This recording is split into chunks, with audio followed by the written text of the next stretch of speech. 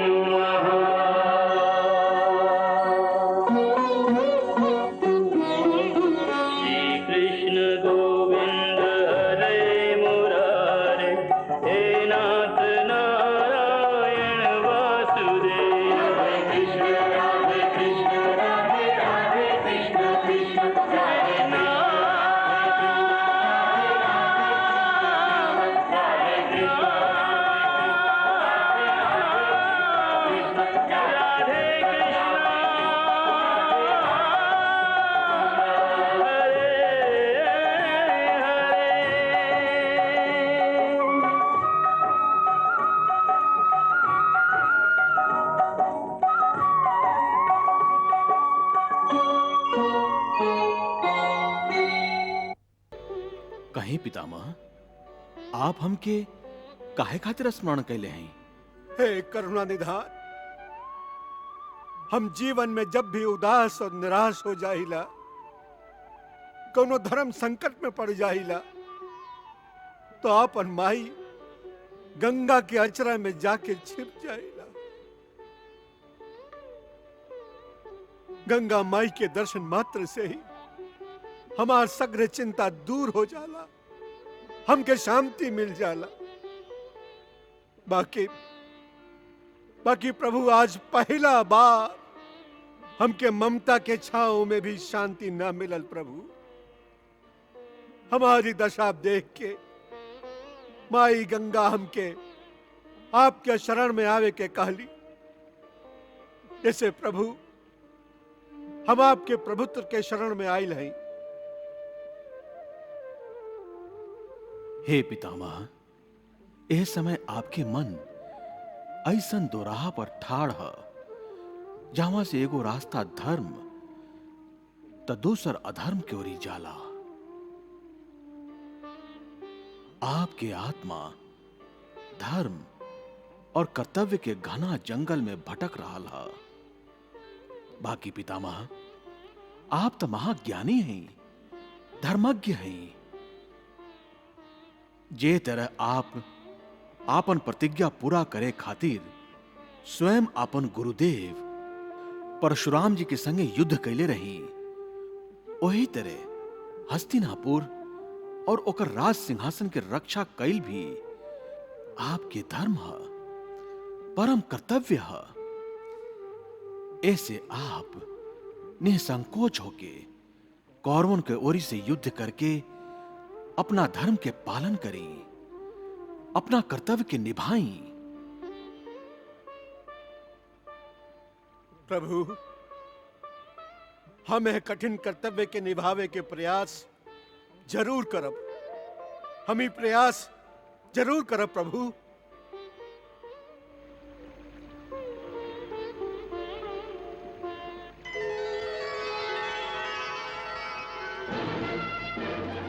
जब युद्ध अनिवार्य हो गए तो दोनों ओरी से सेनापति लोग आपन आपन सेना के कुरुक्षेत्र के युद्ध भूमि की ओरी बढ़े के आदेश दिलन।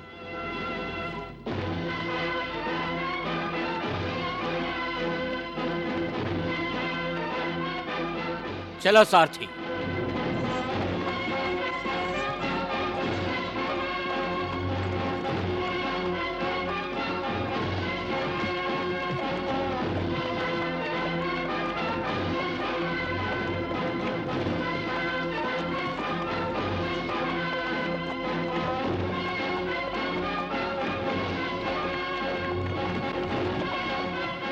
चलो।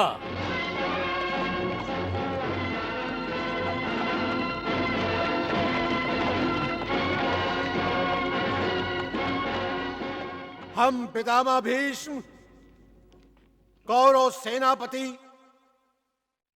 अपन सगरे सेना के कुरुक्षेत्र की ओर प्रस्थान करे के आदेश देते हैं।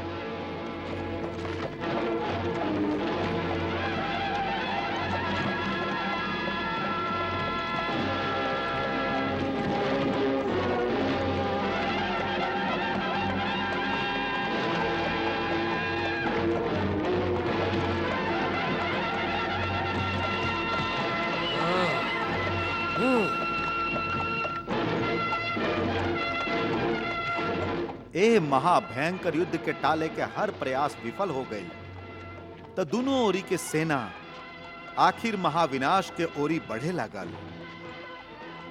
घुड़सवार, पैदल और हाथी दल युद्ध भूमि में पड़ाव डाले खातिर बढ़त जात रहन। योद्धा लोग के संख्या के देख के ऐसन लागत रहे कि जैसे कुरुक्षेत्र में योद्धा लोग के बाढ़ आ गई रहे, जे सगरे युद्ध भूमि के ढक लीले रहे। ए महाविनाशकारी युद्ध के रोके के हर प्रयास कइल गए रहे। बाकी मनुष्य चाहे जे करे, विधि जे घटना निश्चित कर देवेली ओकरा केहू न टार सकेला। विधि के विधान ऐसने है।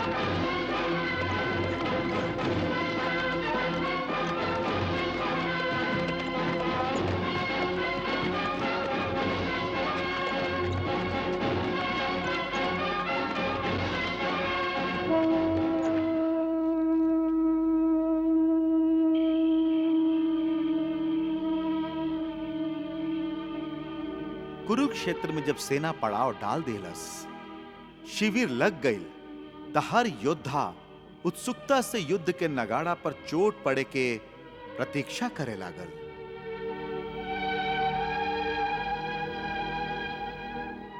अर्जुन भैया, कल सूर्योदय से सूर्यास्त तक हम कुरुक्षेत्र के धरती के कौरवन के खून से लाल कर दे। हाँ नकुल, ये द्युत सभा ना रणभूमि है, जहाँ हार जीत के फैसला मामा शकुनी के पास आना हमार बाण करी है। और हमार बाण कौरवन के यह बात के ज्ञान अच्छा तरह करा दी है कि द्युत में कैल गैल उनका छल कपट के परिणाम कितना भयंकर है। युद्ध से पहले वो अंतिम रात के कौरवन और पांडवन के शिविर में दोनों सेना के प्रमुख माथा जोड़ले बैठल रहनी। सभे कल शुरू होखे वाला युद्ध के मंत्रणा करत रहन, युद्ध के नीति तय करत रहन, युद्ध के दांव पेच तय करत रहन।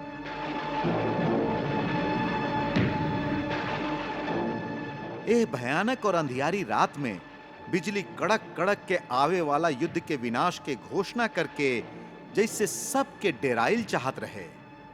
बाकी वो बिजली के सबसे विचित्र प्रभाव द्रौपदी पर पड़त रहे।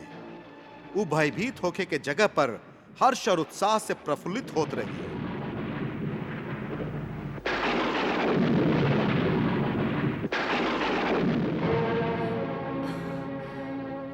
कल सूर्योदय से ईवा रणभेरी और तुधारी की आवाज गूंजे लागी।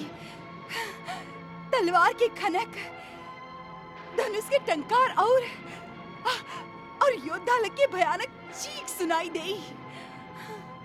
बाकी हमके तो उ लोग की आवाज ब्याह में बजे वाला सहनाई से भी ज्यादा मीठा और प्यारा लगे लागी, जिनका सुन के हमार आत्मा खुशी से झूमी।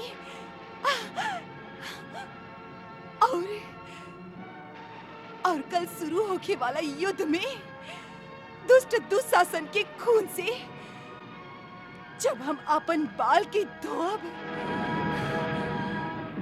तब संसार के इस संदेश मिली कि एगो नारी के मान सम्मान के मोल हजारों लाखों पुरुषन के खून से कहीं ज्यादा है, कहीं ज्यादा। असलियत बहुत भयानक है आचार्य, असलियत बहुत भयानक है। हाँ पितामह, हाँ समझ में नहीं खे आवत। ये हमरा कौन जन्म के पाप है, भाग्य हमके कौन मोड़ पर ले आयल है। ये कैसन धर्म संकट है पितामह, ये कैसन धर्म संकट है। कल भाई से भाई लड़ी हैं।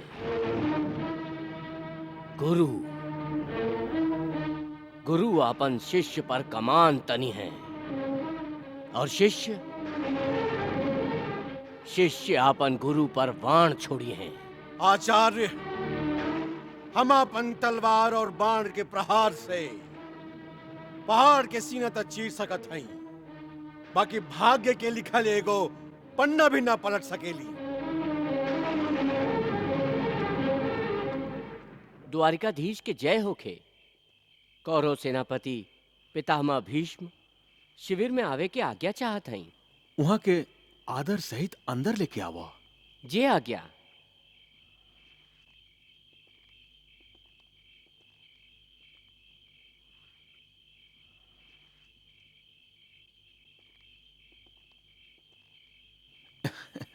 द्वारिकाधीश प्रणाम। प्रणाम पितामह। पधारी, आसन ग्रहण करें।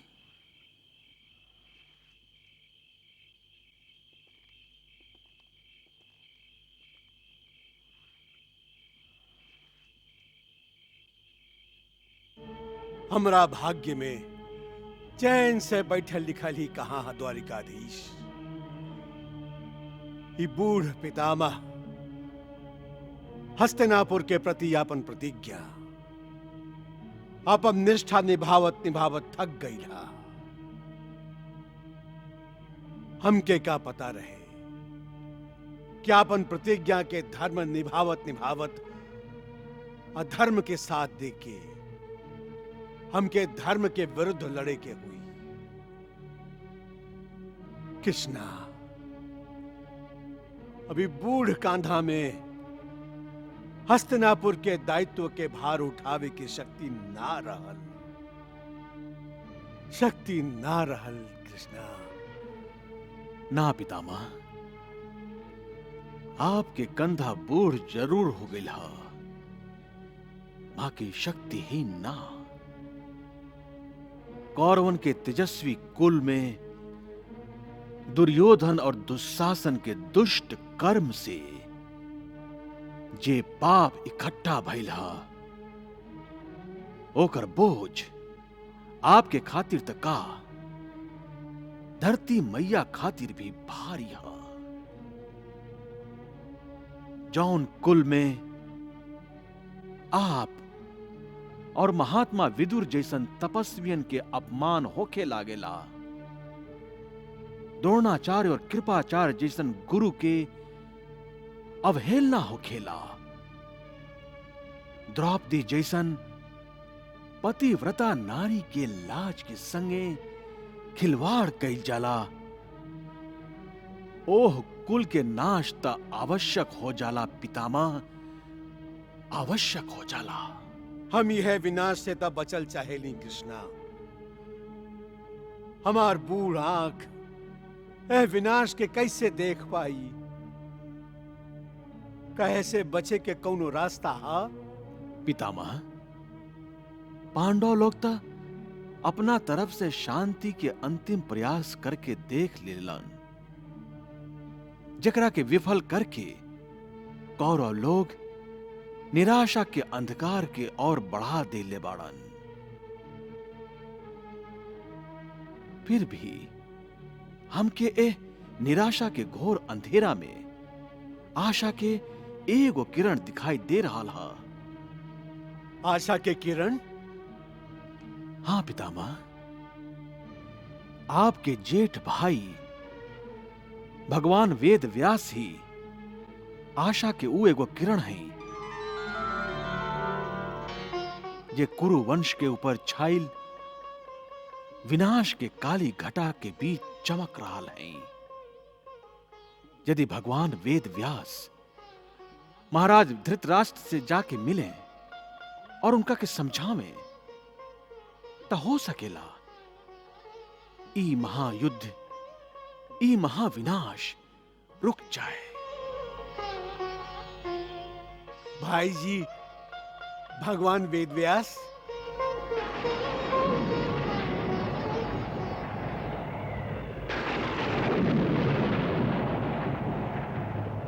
तात जी प्रणाम। तात जी आयुष्मान होगा। विराजी तात जी।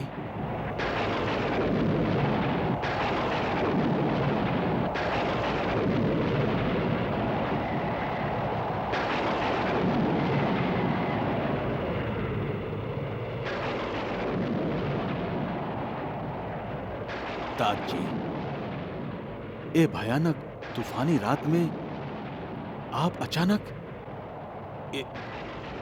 सब कुशलता?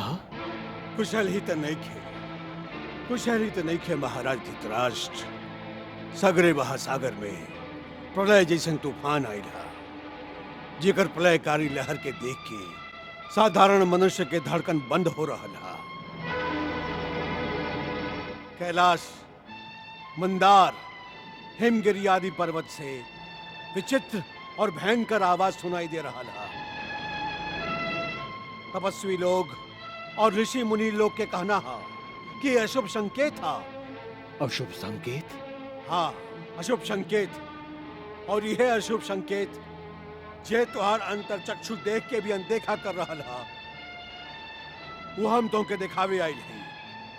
धृतराष्ट्र, तू जाने लना कल से कुरुक्षेत्र में महायुद्ध शुरू होके वाला है।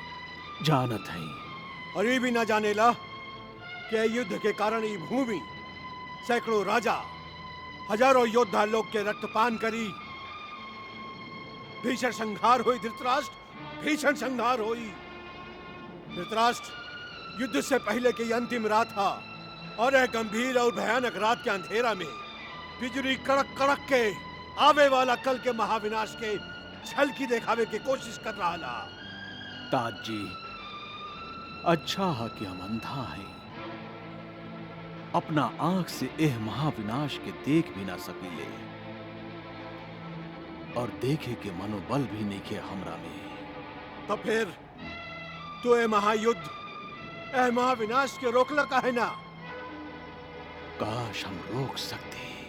तू जरूर रोक सकत रहा, बाकी राज लोभ और पुत्र मोह के अधीन होके तू दुर्योधन के माध्यम से आपन कुल के ही संहार के आयोजन कैले बाड़ा, जे एकदम अनुचित था।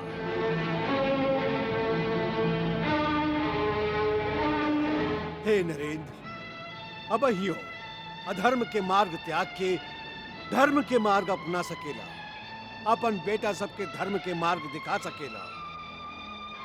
पांडव लोग के राज्य लौटा दा और दोनों परिवार सुख शांति के संगे आपन आपन बेटन के संगे जीवन बितावा।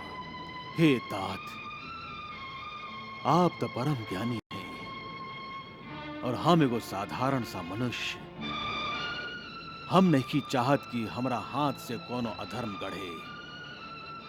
बाकी हमार बेटन अब हमरा अधीन ना रहलन।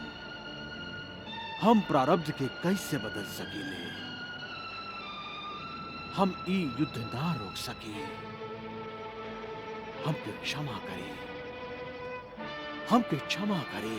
हम तो के शायद क्षमा भी कर दें धृतराष्ट्र, बाकी कुरुक्षेत्र में जे घटे वाला हा ओकरा खातिर इतिहास तो के युगन युगन तक क्षमा ना करी। तात जी,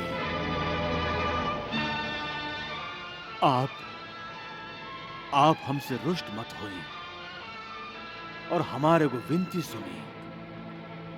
हम देख ना सके, बाकी यदि आप आपन तपस्या के प्रभाव से संजय के युद्ध के संदर्भ में सब कुछ देखे खातिर दिव्य दृष्टि प्रदान करी,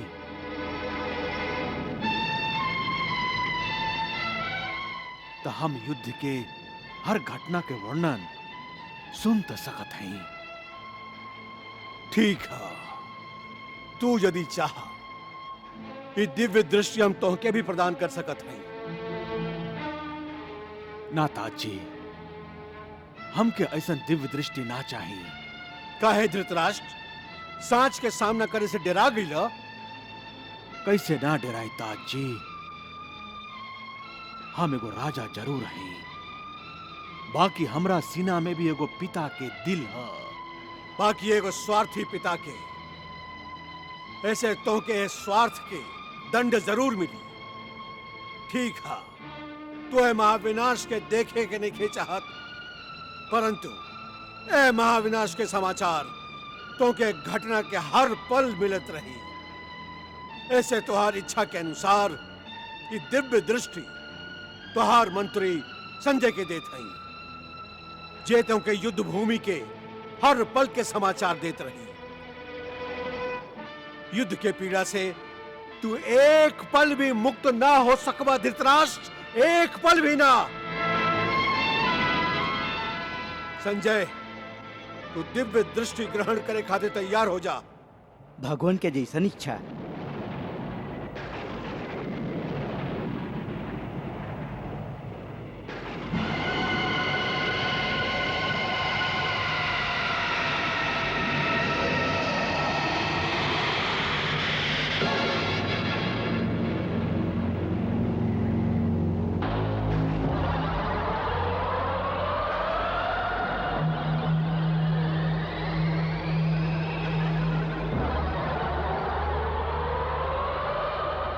भगवान हम सब कुछ देख सकत हई, भगवान हम सब कुछ देख सकत हई।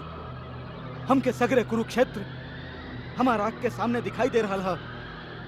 हमके ऐसा लग रहा है जैसे हम स्वयं कुरुक्षेत्र में ठाड़ हई। संजय, का तू हमके बता सकेला कि हमार प्रिय बेटा दुर्योधन कहाँ है? धृतराष्ट्र, हमरा इतना समझावे पर भी तू पुत्र मोह के त्याग ना कैला। अब यो समय है धृतराष्ट्र, अब यो समय हा। जे अनर्थ होके वाला हा ओकरा याद करा, अपन बुद्धि स्थिर करा। ए कुल के जेठ होखला के नाते हम तो के सत्य के ज्ञान करा देहली। हमार कर्तव्य के सीमा यह तक रहे। अब हम वापस जाइल चाहत हैं।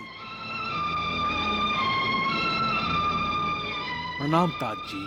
प्रणाम। आयुष्मान भव। ईश्वर भी समझा